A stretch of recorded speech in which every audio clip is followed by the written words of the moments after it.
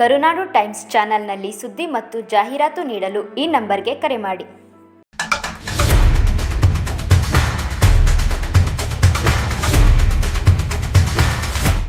ಕುಟ್ಗಲ್ ಹೋಬಳಿನಲ್ಲಿ ವಿವಿಧ ಕಾರ್ಯಕ್ರಮಗಳನ್ನು ಉದ್ಘಾಟನೆ ಮಾಡ್ತಾ ಇದ್ದೀವಿ. ಇವತ್ತು ಶಂಕುಸ್ಥಾಪನೆ ಮಾಡ್ತಾ ಇದ್ದೀವಿ.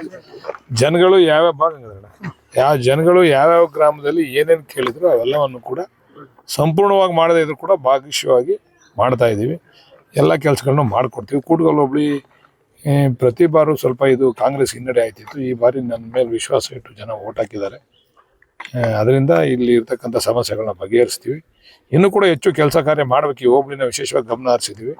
ನಮ್ಮ DK ಸುರೇಶ್ ಅವರು ಮತ್ತು ನಮ್ಮ ನಾಯಕರಾದಂಥ DK ಶಿವಕುಮಾರ್ ಅವರು ಕೂಡ ಹೇಳಿದ್ದಾರೆ, ಇನ್ನೂ ಜವಾಬ್ದಾರಿ ಹೆಚ್ಚಿಗೆ ಇದೆ, ಮಾಡಬೇಕಾಗ್ತದೆ ಅಂತ. ಎಲ್ಲವನ್ನು ಕೂಡ ಮಾಡ್ತಾರೆ. ಸುಮ್ಮನೆ ಪೂಜೆ ಮಾಡಿ ಬೋಗಸ್ ಪೂಜೆ ಮಾಡ್ತಾ ಇದೀವಿ ನಾವು.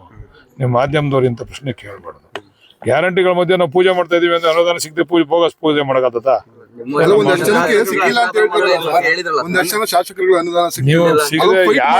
ನೀವು ಯಾರು ಹೇಳ್ತಾವ್ರೋ ಅವ್ರನ್ನ ಕೇಳಿ. ನಮಗಂತೂ ಅನುದಾನ ಸಿಗ್ತಾ ಇದೆ. ಅವ್ರಿಗೆ ಸಿಗ್ಲದ್ ಬಾಲಕೃಷ್ಣ ಅವ್ರಿಗೆ ಮಾತ್ರ ಸಿಗ್ತಿದೆ ಸರ್? ಅಲ್ಲ, ಅವ್ರಿಗೂ ಸಿಗ್ತಾ ಇದೆ, ನಮಗೂ ಸಿಗ್ತಾ ಇದೆ. ನಮ್ಗೆ ಸ್ವಲ್ಪ ಜಾಸ್ತಿ ಸಿಗ್ತಾ ಇರ್ಬೋದು. ಕೃಪಾ ಕಟಾಕ್ಷ ಎಲ್ಲ ಇದೆ ಅಂತ ಹೇಳ್ತೀವಿ. ಹೇಳಿದ್ವಲ್ಲ, ಆಗ್ಲಿ ಹಿಂದೆ ಹೇಳಿದ್ವಿ, ಪುನಃ ಅದನ್ನ ಯಾಕೆ ಪುನರಾವರ್ತ ಮಾಡ್ತೀರಾ? ಸಿದ್ದರಾಮಯ್ಯ ಮುಂದುವರಿಸಬೇಕು ಅನ್ನೋ ಇರ್ಲಿ, ಎಲ್ಲರೂ ಅವ್ರವ್ರ ಅಭಿಪ್ರಾಯ ವ್ಯಕ್ತಪಡಿಸ್ತಾವ್ರೆ. ಅಂತಿಮವಾಗಿ ಹೈಕಮಾಂಡ್ ಇದೆ ನಮ್ಮಲ್ಲಿ, ಪ್ರಬಲವಾಗಿದೆ. ಅಂತಿಮವಾಗಿ ಹೈಕಮಾಂಡ್ ತೀರ್ಮಾನ ಮಾಡ್ತಾರೆ. ಪ್ರಮಾಣ ವಚನ ಸ್ವೀಕಾರ ಮಾಡ್ತಾರಂತ sir DK Shivakumar 26ಕ್ಕೆ.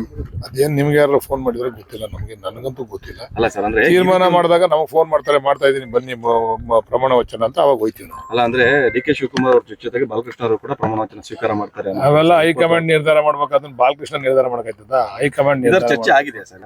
DK Shivakumar ಪಕ್ಷ ಕಟ್ಟಿದ್ದಾರೆ, ಕಾಂಗ್ರೆಸ್ ಬರೋದಕ್ಕೆ ಬಹಳ ಪ್ರಮುಖರು ನೋಡ್ರಿ, ನಮ್ಮ ಪಕ್ಷದಲ್ಲಿ ಎಲ್ಲರೂ ಸಮರ್ಥವಾಗವ್ರೆ. DK ಶಿವಕುಮಾರು ಸಮರ್ಥವಾಗವ್ರೆ, ಪರಮೇಶ್ವರು ಸಮರ್ಥವಾಗವ್ರೆ, ಜಾರಕಿಹೊಳಿ ಅವರು ಸಮರ್ಥವಾಗವ್ರೆ, MB ಪಾಟೀಲ್ ಅವರು ಸಮರ್ಥವಾಗವ್ರೆ, ಎಲ್ಲರೂ ಸಮರ್ಥವಾಗವ್ರೆ. ಕೇಳೋದ್ರಲ್ಲಿ ಅವಕಾಶಗಳನ್ನ ಕೇಳೋದು ತಪ್ಪೇನು? ಅಂತಿಮ ತೀರ್ಮಾನ ಹೈಕಮಾಂಡ್ದು. ಕೇಳ್ಬೇಕು, ಎಲ್ಲರೂ ಕೇಳಲೇಬೇಕಲ್ವಾ? ಈಗ ಮಕ್ಳ ಹತ್ರ ತಾನೇ ಹಾಲು ಕುಡಿಸೋದು. ಅವ್ರವ್ರ ಅಭಿಪ್ರಾಯಗಳನ್ನ ವ್ಯಕ್ತಪಡಿಸ್ತಾರೆ. ಅಂತಿಮವಾಗಿ ಹೈಕಮಾಂಡ್ ತೀರ್ಮಾನ ಮಾಡೋದಕ್ಕೆ ಎಲ್ಲರೂ ಕೂಡ ನಮ್ಮಲ್ಲಿ ಗೊಂದಲ ಇಲ್ಲ. ಅಂತಿಮ ತೀರ್ಮಾನ ಹೈಕಮಾಂಡ್ ಹೇಳ್ದಂಗೆ ಕೇಳ್ತಾರೆ. ಅವರು ನೀರಾವರಿ ವಿಚಾರದಲ್ಲಿ, ನಮ್ಮ ಮೇಕೆದಾಟು ವಿಚಾರದಲ್ಲಿ ಕೋರ್ಟ್ನಲ್ಲಿ ವಿಶೇಷ ನ್ಯಾಯಾಲಯದಲ್ಲಿ ಇವತ್ತು ಅದು ನಡೀತಾ ಇದೆ. ಅದ್ರ ಬಗ್ಗೆ ಮೀಟಿಂಗ್ ಮಾಡ್ಲಿಕ್ಕೆ ಹೋಗಿದ್ದಾರೆ. ಅವ್ರು ಯಾವುದೇ ರಾಜಕೀಯ ಕಾರಣಕ್ಕೆ ಹೋಗಿಲ್ಲ. ಮೇಕೆದಾಟು ವಿಚಾರವಾಗಿ ಒಂದು ತೀರ್ಮಾನ ತಗೋಬೇಕು ಅಂತ ಹೇಳಿ ಅಲ್ಲಿರ್ತಕ್ಕಂಥ ಲಾಯರ್ಸ್ಗಳ ಜೊತೆ ಮಾತಾಡ್ಲಿಕ್ಕೆ ಹೋಗಿರ್ತಕ್ಕಂಥದ್ದು, ಅಡ್ವೊಕೇಟ್ಗಳ ಜೊತೆ ಮಾತಾಡ್ಲಿಕ್ಕೆ ಹೋಗಿರ್ತಕ್ಕಂಥ. ಆದ್ರೆ ತೀರ್ಮಾನ ಮಾಡೋದು ಹೈಕಮಾಂಡ್.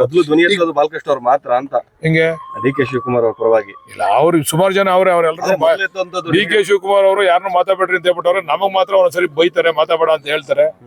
ಆದ್ರೂ ನಮ್ಮ ಜಿಲ್ಲೆಯವರಲ್ವಾ, ನಮ್ಗೊಂದು ಅಭಿಮಾನ ಹೇಳ್ತೀವಿ. ಬಣಗಳಾಗ್ಬಿಟ್ಟಿದೆ ಅಂತ ಸರ್ ಪಕ್ಷದಲ್ಲಿ. ಎಲ್ಲ ಪಕ್ಷದಲ್ಲೂ ಬಣಗಳಿದಾವೆ.